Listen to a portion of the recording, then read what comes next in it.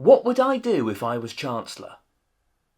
Well, I'm glad you asked. Firstly, I'd remove the two-child benefit cap. This benefit is pretty much now needed for the majority of parents in the UK. If we don't start subsidising children, we will run out of them. Next, I would start mean testing old age benefits, and at the same time, reform the social care sector. Currently, putting someone in a home costs about £7,000 a month, or alternatively, getting nursing care into an elderly person's house is also really expensive and in really short supply. We have an ageing population problem and we need to work out how to deal with it before the country goes bankrupt. I would make funding available for all local councils to build retirement housing and nursing care, so if they sold their house, they would actually have somewhere to move to A, prepare for the massive elderly care crisis, and B, for the local councils to be able to charge the residents themselves and for that money not to all go to the private sector, creating both revenue for local authorities and solving the problem of elderly people finding property suitable for them to move to in their final years. In my opinion, the private sector could not be trusted to fulfil this need. On the flip side, pensioners with an asset worth of over £1 million will no longer be eligible for full state benefit.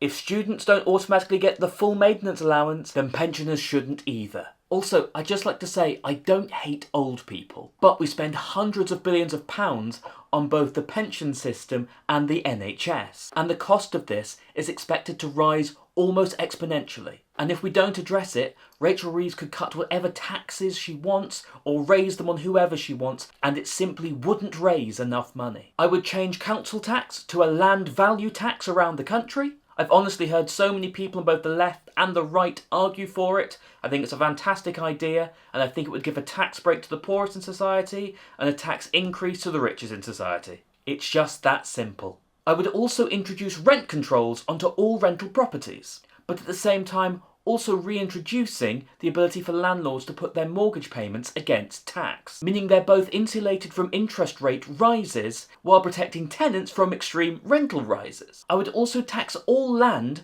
owned by any property development company that was sitting on it until the land became more valuable. I would tax it at a rate of 10% of its value a year, forcing companies to sell it and make it available for any local developers. This one's a bit controversial. I would also cut employers' national insurance to 0% for 1 financial year. And after that, I would match employers' national insurance with the rate of inflation, which would give companies an incentive to not raise their prices, which would spike inflation, while also not constantly increasing the price to companies for hiring people. This one again, a bit controversial. I would put a 90% tax on any company profits in the UK over £1 billion.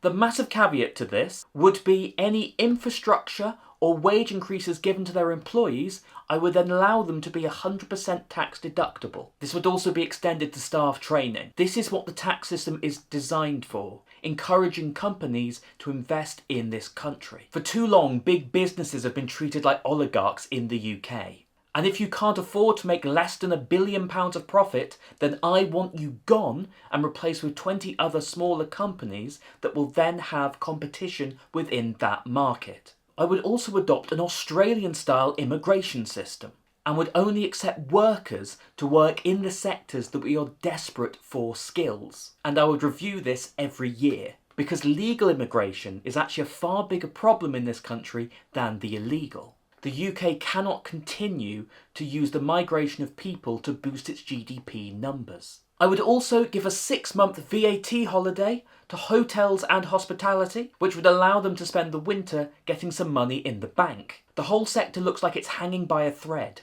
I would also guarantee government loans of up to £25,000 for anybody who wants to start a business in the UK. Obviously with some proof of concept and some numbers already in the bank. But we need to start making it easier for people to expand their business. I would also give new businesses a 5-year tax break on business rates and also corporation tax, which would allow them to become secure in their market before we tax them like everybody else. Finally, I would make it illegal for overseas buyers to own property in the UK. For too long, UK property has been seen as a fantastic investment opportunity. If I were in power, you'd have to live, work, or have a British passport to own property here.